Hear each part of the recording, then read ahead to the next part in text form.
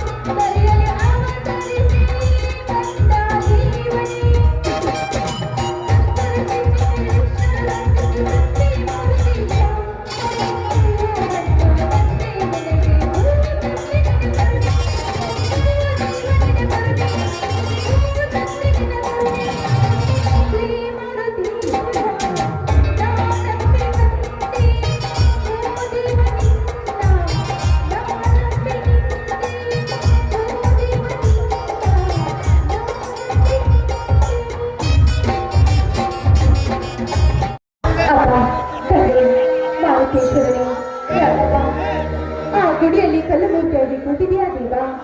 ಈ ಬಡವರಿಗೆ ಬಂದ ಕಷ್ಟವನ್ನು ದೂರ ಮಾಡಿ ಈ ಬಡವರನ್ನು ಕರೆ ನಡೆಸೋ ಭಾರ ನಿನ್ನನ್ನೇ ಕೊಡಿದೇವ, ನಿನ್ನನ್ನೇ ಕೊಡಿದೆ ಅಪ್ಪ. ಈ ಬಡವರಿಗೆ ಅನಾಥವಾದ ನನಗೆ ನನ್ನ ಮಾವನ ತಂದು ಜೋಪಾನ ಮಾಡಿದ್ದಾರೆ. ಈ ನನ್ನ ಮನೆಯನ್ನು ಬೆಳಿಗ್ಗೆ ಬಾಗಿಲಿ ಅಂತ ಆಶೀರ್ವಾದ ಮಾಡಿಕೊಂಡು ಆಶೀರ್ವಾದ ಮಾಡಿ.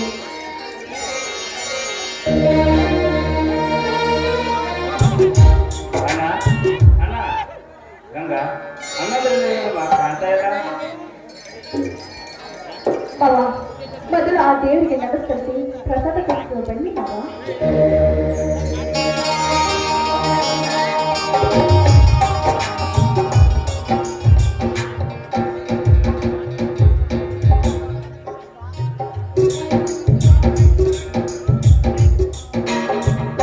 ಮಾವ, ಅರ್ಜುನ ಮಾವನವರು ಆ ಧರ್ಮವಳ್ಳಿ ಜಾತ್ರೆಯಲ್ಲಿ ಶಕ್ತಿ ಸ್ಪರ್ಧೆ ಇದೆ ಅಂತ ಹೋಗಿದ್ದಾರೆ. ಇನ್ನು ದೊಡ್ಡ ಮಾವನವರು ಆ ದೇಸಾಯಿ ನಮ್ಮ ಹೊಲಕ್ಕೆ ಬೇಲಿ ಹಾಕ್ತಾ ಇದ್ದಾನೆ. ಫ್ಯಾಕ್ಟ್ರಿ ಕಟ್ಟೋ ನೆಪದಲ್ಲಿ ಬೇಲಿ ಹಾಕ್ತಾ ಇದ್ದಾನೆ. ಅವರ ಆಳುಗಳನ್ನು ಅವರನ್ನು ಮಾತಾಡ್ಸ್ಕೊಂಡು ಬರ್ತೀನಿ ಅಂತ ಹೋಗಿದ್ದಾರೆ ಮಾವ. ಇನ್ನೇನು ಬಂದ್ರು ಬರ್ಬೋದು ಮಾವ. ಬಡವರ ಬದುಕೋ ಕಾಲವಲ್ಲ ಇದು, ಕಟಕ ಶ್ರೀಮಂತರ ಬದುಕೋ ಕಾಲ. ಅದಕ್ಕಾಗಿ ಗಾಂಧೀಜಿಯವರ ಮಾತು ಹೇಳಿದ, ಬಡ ರೈತ ಬದುಕಿದರೆ ಭಾರತ ಬದುಕಿದಂತೆ. ಇಂದು ಏನಾಗಿದೆ, ಫ್ಯಾಕ್ಟ್ರಿ ಎಂಬ ಭೂತಕ್ಕೆ ಸಿಕ್ಕು ನಮ್ಮಂತ ಸಣ್ಣ ಸಣ್ಣ ರೈತರುಗಳು ಬದುಕುವ ಸವಾಲಿನ ಕೆಲಸವಿದೆ ಸವಾಲಿನ ಕೆಲಸವಿದೆ. ಮಾವ ಅಷ್ಟೇ ಏಕಮ್ಮ, ಈ ಕಲಿಯುಗದಲ್ಲಿ ಬಡವರ ಆಸ್ತಿಯನ್ನು ಕಬಳಿಸಿಕೊಂಡು ಬಡ ಶ್ರೀಮಂತರಾಗಿದ್ದಾರಮ್ಮ ಈ ಕಲಿಯುಗದಲ್ಲಿ. ಮಾವ ಹೋಗ್ಲಿ ಬಿಡು ಮಾವ, ಇವತ್ತು ನಂಗೆ ಬಿಕಾಂ ರಿಸಲ್ಟ್ ಇತ್ತಲ್ಲ, ಏನಾಯ್ತು ಮಾವ? ಇಡೀ ಜಿಲ್ಲೆಗೆ ಫಸ್ಟ್ ಬಂದಿನಮ್ಮ. ತುಂಬಾ ಸಂತೋಷ ಮಾವ. ಆ ದೇವರು ಸದಾಕಾಲ ನಿನ್ನನ್ನು ಹೀಗೆ ಚೆನ್ನಾಗಿ ಇಟ್ಟಿರ್ಲಿ ಮಾವ.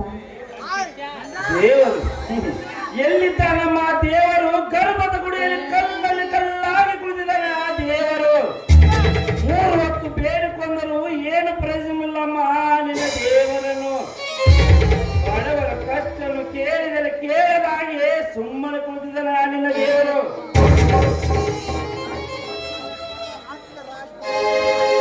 ಶಂಕರ, ಯಾಕೆ ದೇವರಿಗೆ ಹೀಗೆಲ್ಲ ಮಾತನಾಡುತ್ತಿದ್ದೀಯಲ್ಲ?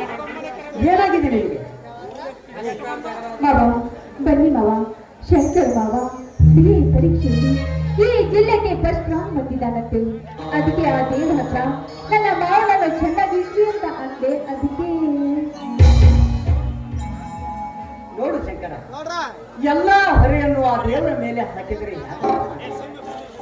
ಈ ಮಾನವರಾಗಿ ಈ ಭೂಮಿಯ ಮೇಲೆ ನಾವು ಹುಟ್ಟಿದ್ದರ ಸಾರ್ಥಕವಾದ ನೋಡಪ್ಪ, ನಾವು ಚಿಕ್ಕವರಿದ್ದಾಗ ನಮ್ಮ ಪ್ರತಿಯೊಂದು ಕಷ್ಟ ನಷ್ಟಗಳನ್ನು ದೇವರು ಚೆನ್ನಾಗಿ ನಿಭಾಯಿಸಿಕೊಂಡು ನಮ್ಮನ್ನು ಬೆಳೆಸುತ್ತಾನೆ.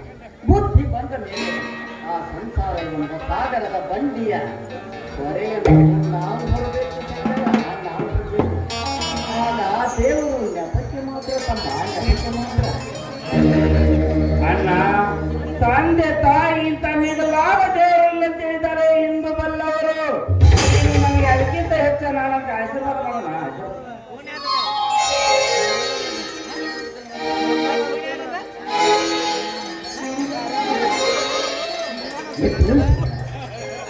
ಆ ಮಾರುತೇಶ್ವರ ಬಸವೇಶ್ವರ ಸದಾ ನಿನ್ನನ್ನು ಕಾಪಾಡುತ್ತೇನೆ, ಸದಾ ನಿನ್ನನ್ನು ಕಾಪಾಡುತ್ತೇನೆ.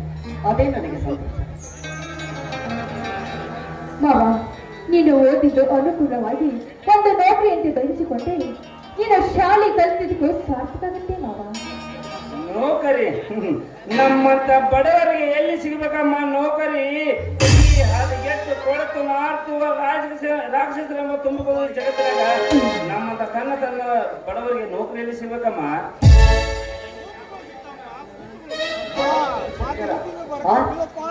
ನಿನಗೆ ಹೀಗೆ ಹೇಳುತ್ತಿರುವೆಯಲ್ಲ, ನಿನಗೆ ನೌಕರಿಗೆ ಬೇಕಾದ ಸಹಾಯವನ್ನು ಮಾಡಲಿಕ್ಕೆ ಹೇಳು. ನಿನಗಾವ ಸಹಾಯ ಬೇಕಾದರೂ ಮಾಡಲು ನಾವು ಸಿದ್ಧರಿದ್ದೇವೆ, ಹೇಳಲ್ಲ. ಅಣ್ಣ, ಆಡು ಹಸಿದು ಬಂದು ನಿಂತರೆ ಒಂದು ಹಿಡಿ ಕಾಳಾಕಿ ಹಸಿವು ನಿಗಿಸಬಲ್ಲೆ. ಆದರೆ ಆನೆ ಹಸಿದು ಬಂದು ಈ ಬಡವನ ಬಾಗಿಲು ನಿಂತರೆ ಅದರ ಹಸಿವು ನಿಗಿಸಲು ಸಾಧ್ಯ ಇಲ್ಲ. ಅದು ಎಂದಕ್ಕೂ ಸಾಧ್ಯ ಇಲ್ಲ. ಹೋಲಿ ಬಿಡಣ.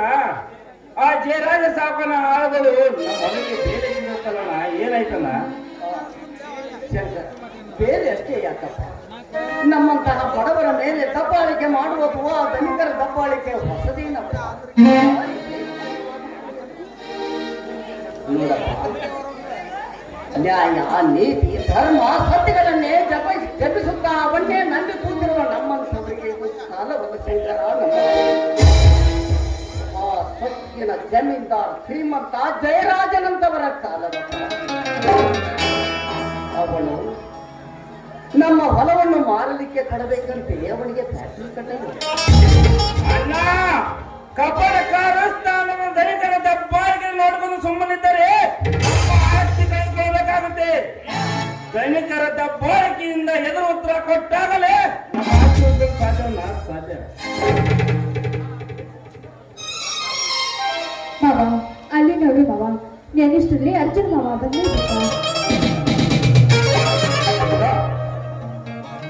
ಶಂಕರ ನೋಡು, ಅರ್ಜುನ ಬರ್ತಾ ಇದ್ದಾನೆ. ಆ ಸಾಹುಕಾರ ನಮ್ಮ ಹೊಲಕ್ಕೆ ಬೇಲಿ ಹಾಕಿದ ವಿಷಯವನ್ನು ಅವಳು ಮುಂದೆ ತೆಗೆಯುತ್ತಿದ್ದೆ. ಯಾಕೆಂದರೆ ಅವನು ಮೊದಲೇ ಇಷ್ಟ ಕೋಪದ ಕೈಯಲ್ಲಿ ಬುದ್ಧಿ ಕೊಟ್ಟು ಏನಾದರೂ ಅನಾಹುತ ಮಾಡಿಕೊಂಡ ಆಮೇಲೆ ಸಮಾಧಾನ ಹೇಗಾಯ್ತಪ್ಪ.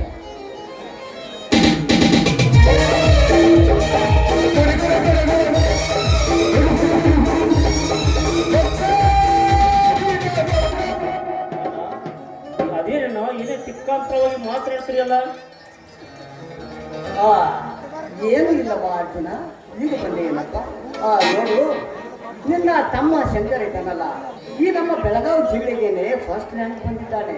ಹ? ಅದನ್ನೇ ಮಾತನಾಡ್ತಾ ನಿಂತಿದ್ದೆ. ಅಷ್ಟರಲ್ಲಿ ನೀನು ಬಂದೆ ನೋಡಪ್ಪ. ಅಣ್ಣ ನನಗೆ ಆಶೀರ್ವಾದ ಮಾಡಣ್ಣ. ಏತಳು ಶಂಕರ ಏತಳು ಆ ಮಾರತೇಶ್ವರ ಆಗ ಕಣ್ಣೂರ ಕರಿಸಿದ್ದೇಶ್ವರ ಹುಣಜಂತಿ ಮಾಳಿಂಗರಾಯ ಮಣಿ ದೇವರಾದ ಮೈಲಲಿಂಗ ಕುಲದೇವರಾದ ಬಿರ್ಲಿಂಗ ನೀವು ದೇವರ ಆಶೀರ್ವಾದದಿಂದ ಇಷ್ಟ ದಿನ ಸಾಲಿ ಕತ್ತಕ್ಕೂ ನಿನ್ನ ಜೀವನ ಸ್ವಾರ್ಥಕೈತಪ್ಪ ಸ್ವಾರ್ಥಕತೆ ಅಲ್ಲ. ಇಡೀ ಜಿಲ್ಲೆಗೆ ಅರ್ಜುನ ತಮ್ಮ ಫಸ್ಟ್ ಬಂದರೆ ನನಗೆ ಬೆಟ್ಟದ ಸಂತೋಷತೆ ಸಂತೋಷತೆ.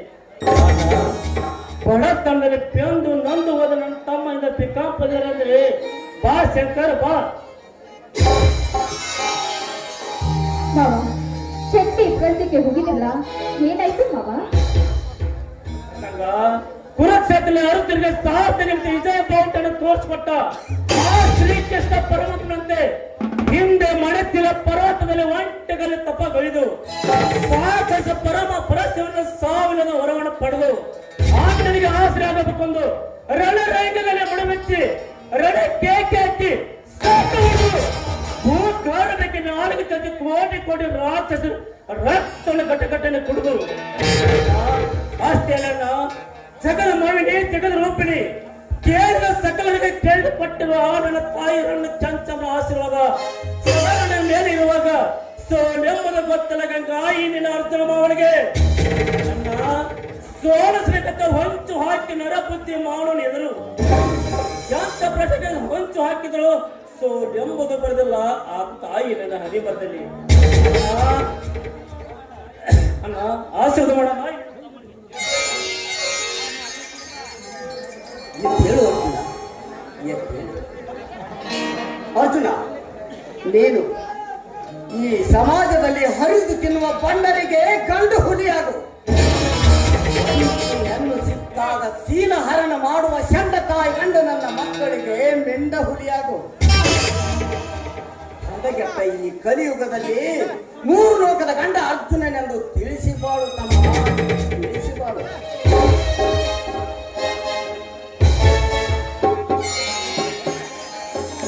ಆಯ್ತನ ಧರ್ಮ ಬಟ್ಟಿ ಕಾರ್ಯಮದ ದಾರಿ ಇಡುವೆ ಕಾರ್ಯಮತ್ತನಿಗೆ ಯಮ ಧರ್ಮದನಾಗಿ ಒತ್ತೆಯ ಮಗನಾಗಿ ಕಟಕ ಶ್ರೀಮಂತ ಶಿವನ ಹುಡುಗನಾಗಿ ಪಾಂಡ ಪೋಟರಿಗೆ ಕುರಬಣ ಕೊಟ್ಟಲಿಯಾಗಿ ಜನ ಮೆಚ್ಚಿನ ಮಗನಾಗಿ ಬರುವೆನ, ಜನ ಮೆಚ್ಚಿನ ಮಗನಾಗಿ ಬರುವೆ. ಅರ್ಜುನ, ಇಂದಿನಿಂದ ಕಾರ್ಗತ್ತಲೆ ತುಂಬಿದ ನನ್ನ ಮನೆ ಆಪ್ಯಾಯಮಾನವಾಗಿರ್ತಕ್ಕಂಥ ಪ್ರಜ್ವಲಿಸುವ ಜ್ವಾಲೆಯಿಂದ ಸಂತೋಷಮುಖಿಯಾಗುತ್ತಿದೆಯಪ್ಪ ನನ್ನ ಮನೆ. ಅರ್ಜುನ, ವಸಂತ ಋತುವಿನ ಆಗಮನಕ್ಕಾಗಿ ಕಾಯುತ್ತಿರುವ ಹೋಗಿದೆ. ಮಾವಿನ ಚಿಗುರಿನ ರಸವನ್ನು ಹೀರಿ ಸ್ವಚ್ಛವಾದ ತನ್ನ ಮಧುರ ಕಂಠದಿಂದ ಮೈಮನ ತುಂಬಿ ಹಾಡುವಂತೆ ನನ್ನ ಮನ ಮೈಮನ ತುಂಬಿ ಹಾಡುತ್ತಿದೆಯಪ್ಪ. ಇಂದಿನಿಂದ ನನ್ನ ಮನೆಗೆ ಬಂದ ಕಷ್ಟ ದುಃಖಗಳೆಲ್ಲವೂ ಪರಿಹಾರವಾಗಿ ಸಂತೋಷದ ಬೆಳಕು ಮೂಡುತ್ತಿದೆಯಪ್ಪ ನನ್ನ ಮನೆಗೆ. ಹೌದು ಮಾವ, ಆ ಬೆಳಗಿನ ಚಂದಿರನಂತೆ ಈ ನಮ್ಮ ಸಂಸಾರ ಹಾಲಲ್ಲಿ ಸಕ್ಕರೆ ಬೆಳೆಸಿ ಕುಡಿದಂತೆ ಆಯ್ತು ಈ ನಮ್ಮ ಜೀವನ. ಗಂಗ ಹೊಟ್ಟೆ ತಳಮಳ ಮಾಡೋದಕ್ಕೆ ಏನಾದ್ರು ತಿನ್ನೋದಕ್ಕೆ ಮಾಡಿದೇನಮ್ಮ? ಮಾವ, ನೀವೆಲ್ಲರೂ ಮಾತಾಡ್ತಾ ಇಲ್ಲಿ ನಿಂತ್ಕೊಳ್ಳಿ, ನಾನು ಒಳಗಡೆ ಹೋಗಿ ಅಡಿಗೆ ಸಿದ್ಧತೆ ಮಾಡ್ತೀನಿ ಮಾವ. ಗಂಗಾ, ನಾವು ಬೇಗ ಹೊಲಕ್ಕೆ ಹೋಗಿ ಬರ್ತೀವಿ, ನಿನ್ನೆ ಬೇಗ ಅಡಿಗೆ ಮಾಡಮ್ಮ. ಆಗ್ಲಿ ಮಾವ. ಅರ್ಜುನ, ನೀನು ಇವತ್ತು ಹೊಲಕ್ಕೆ ಹೋಗುವುದು ಬೇಡಪ್ಪ. ಯಾಕೆಂದ್ರೆ ಬೆಳಿಗ್ಗೆನೇ ನಾವು ಹೋಗಿ ಬಂದಿದ್ದೇವೆ ಮನೆಗೆ. ಮತ್ತೇಕೆ ನಿನಗೆ ಆ ತಾಪತ್ರಯ ಅಂತ? ಯಾಕಣ್ಣ, ಕೈ ಕೆಸರಾದ್ರೆ ಬಾಯಿ ಮುಸಿರಂತೆ ಹಿರಿಯರು ವಾಣಿ ಅಂತೆ ಹಗಲಿನಲ್ಲಿ ಹೊಲ ಕತ್ತೇನೆ ದುಡಿಯರು ನಾವು. ಅಣ್ಣ, ಭೂತಾಯಿಯ ಅಂದಾಗ ಅದಕ್ಕೆ ಹೇಳಿ ಭೂತಾಯಿ ನೀನು ಹಿಡಿ ಕಾಲ ಬೆತ್ತಿದ್ರೆ ನಾನು ಪಡಿ ಕಾಲ ಕೊಡ್ತೀನಂತ.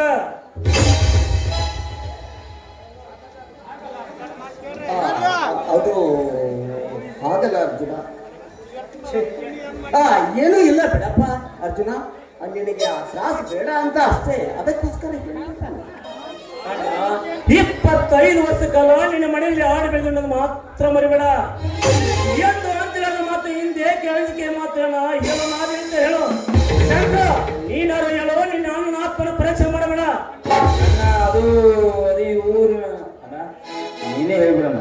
ಶಂಕರ, ನಾನೇ ಅರ್ಜುನ, ಅದೇನಾಯಿತು ಎಂದರೆ ಆ ದುರುಳ ರಾಕ್ಷಸ ಜಯರಾಜ ಇದ್ದಾನಲ್ಲ, ಅವನು ತನ್ನ ಮುಂದುವರೆಕೆರೆ ಹೊಲದಲ್ಲಿ ಅದಕ್ಕೆ ನಮ್ಮ ಹೊಲವನ್ನು ಬಿಟ್ಟರೆ ಬೇರೆ ಕಡೆಗೆ ದಾರಿಯೇ ಇಲ್ಲ.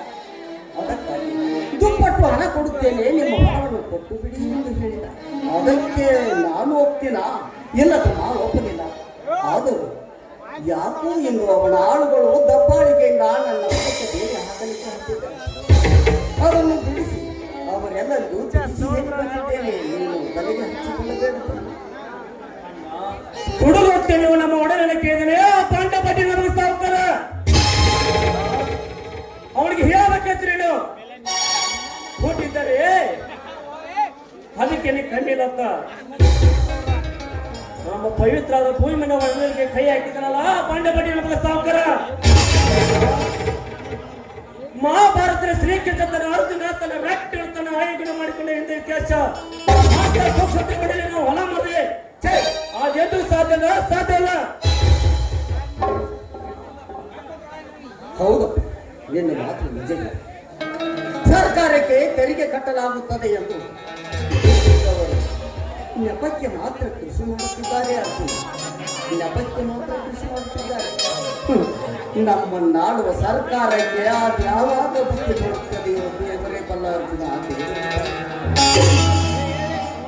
ಅಷ್ಟೇ ಕಣ, ಅಡವಿಯಲ್ಲಿ ಏನು ಹೊಲ ಇಲ್ಲದಿದ್ದರೂ ಹೆಗಲ ಮೇಲೆ ಹೆಸರಿಟ್ಟು ಹಾಕೊಳ್ಳುವುದು ನಿಜವಾದ ರೈತರಿಗಿಂತ ಶೋಕಿ ಮಾಡೋ ರೈತರಿಗೆ ಬೆಲೆ ತಾನೆ ಇದನ್ನ ಅಣ್ಣ. ಈ ರೈತ ತಾಳಮನೆ ಇದ್ದರೆ ತನ್ನ ಹೊಲದಲ್ಲಿರುವ ಬೆಳೆಯನ್ನು ಬೆಳೆಸಿ ಹೇಗೆ ಜೋಪಾನ ಮಾತ್ರ ಮಾಡವಲ್ಲ. ಚಳಿ ಕೆಟ್ಟ ನಿಂತ್ರೆ ಹೊಸಲಿಗೆ ಬಂದ ಬೆಳೆವಣಿಗೆ ಹೇಗೆ ಕತ್ತರಿಸಿ ಕತ್ತರಿಸಿ ನಮ್ಮ ಹೊಲದಲ್ಲಿರುವ ಪಣ್ಣಿ ಮಾಪಂಡ ರಕ್ತಾಭಿಷೇಕ ಮಾಡುವಲ್ಲ ನಾಯಿ ಅರ್ಜುನ. ಬೇಡ ಅರ್ಜುನ, ಬೇಡ. ನಾಳೆಗೆ ನಾನೇ 4 ಜನ ಹಿರಿಯರನ್ನು ಕರೆದುಕೊಂಡು ಸಮಾಧಾನದಿಂದ ತಿಳಿಸಿ ಹೇಳಿಕೊಳ್ಳುತ್ತೇನೆ. ಸಮಾಧಾನದಿಂದ ಬಗೆಹರಿಸಿಕೊಳ್ಳಲಾಗುವುದಿಲ್ಲವೇನಪ್ಪ? ತಿಳಿಸಿ ಹೇಳಿದ್ರೆ ತಿದ್ದುಕೊಳ್ಳುವ ಜಾತಿ ಮನುಷ್ಯನ ನಾವು ಮನುಷ್ಯನಲ್ಲ. ಈಗ ಹೋಗಿ ನಮ್ಮ ಹೊಲದಲ್ಲಿ ಹಾಕಿದ ಬೇರೆ ತೆಗೆದು ಅವನ ಕಾರುವ ತೊಂಬಿದ ಅವನ ಆಳುಗಳಿಗೆ ವಾಕ್ಯ ಬುದ್ಧಿ ಕಲಿಸಿ ಅಂದಾಗ ಬುದ್ಧಿ ಬರುದು. ಏ ಸಾವುಕಾರ, ನೀನು ಬೇಕಾದ್ರೂ ಮಾಡ್ಕೊ. ಆಮೇಲೆ ಬೆಟ್ಟ ಏನ ನಮ್ಮ ಹೊಲ ತಂಟೆಗೆ ಬಂದ್ರೆ ಕತ್ತು ಚಕ್ರ ಕೊಂಡೆ ತೊಡಿ ಸಮಸ್ಯೆ. ನಿಲ್ಲಣ್ಣ, ನಿಲ್ಲು. ಮೊದಲು ನಾನು ದೊಡ್ಡಣ್ಣ ಹೋಗಿ ತಿಳಿಸಿ ಬರ್ತೇವೆ. ತಿಳಿಯದಿದ್ದರೆ ಕತ್ತೆಗೆ ಲತ್ತೆ ಪೆಟ್ಟಂತ ನಿನ್ನ ದಾರಿ ಸರಿನ. ನಿನ್ನ ತಮ್ಮ ನಾನು ತಮ್ಮ ಮೊದಲು ಹೋಗಿ ಅದನ್ನು ಬಗೆಹರಿಸಿಕೊಂಡು ಬರುತ್ತೇವೆ. ಶಂಕರ್, ಬಾಣ ಹೋಗೋಣ. ಬಾಣ ಹೋಗೋಣ.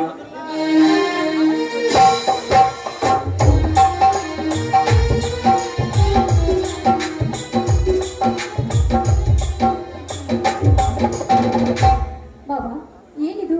ಊಟ ಮಾಡದೆ ಮಾವಂದರು ಎಲ್ಲಿಗೆ ಹೋಗ್ತಾ ಇದ್ದಾರಲ್ಲ? ನೋಡಕಂದ ಅಣ್ಣಂದ್ರೆ ಹೋದ ತಕ್ಷಣ ನನಗೆ ಊಟ ಬಡಿಸೋದೇ ಬಿಡ್ತೀಯಾ? ಯಾಕೆ ಮಾವ, ಯಾಕೆ ಈ ರೀತಿ ಮಾತಾಡ್ತಾ ಇದ್ರಾ? ಬನ್ನಿ, ನಿಮಗಾದ ಸಿಹಿಯಾದ ಅಡಿಗೆ ಮಾಡಿದ್ದೇನೆ, ಊಟ ಮಾಡಿರತ್ತೆ. ನೋಡಕಂದ ಈ ನಿನ್ನೆ ಸಿಹಿಯಾದ ಊಟಕ್ಕಿಂತ ಒಂದು ನಿನ್ನ ಹೃದಯದಿಂದ ಇಂಪಾದ ಹಾಡನ್ನು ಹಾಡಬೇಕಂದ. ಓಹೋ, ಗೊತ್ತಾಯ್ತು ಬಿಡಿ ಮಾವ. ಮಾವ, ನೀವು ಮಾತನಾಡ್ತಾ ನಿಂತು ಬಿಟ್ಟರೆ ಆ ಕವಿಯನ್ನೇ ಮೀರಿಸ್ಬಿಡ್ತೀರಾ. ನಿಮ್ಮ ಆಸೆಯನ್ನು ನಾನೇಕೆ ನಿರಾಸೆ ಮಾಡಲಿ? ನಿಮ್ಮ ಆಸೆ ಅಂತೆ ಆಗಲಿ ಮಾವ.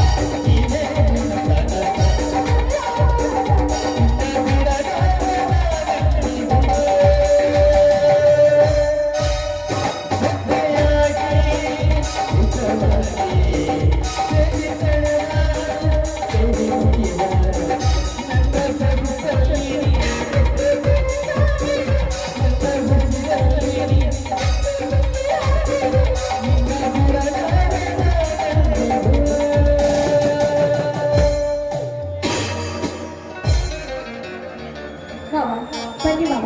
ಮಾಡಿದ ಅಡಿಗೆ ತನಗಾಗತ್ತೆ, ಊಟ ಮಾಡಿರುತ್ತೆ.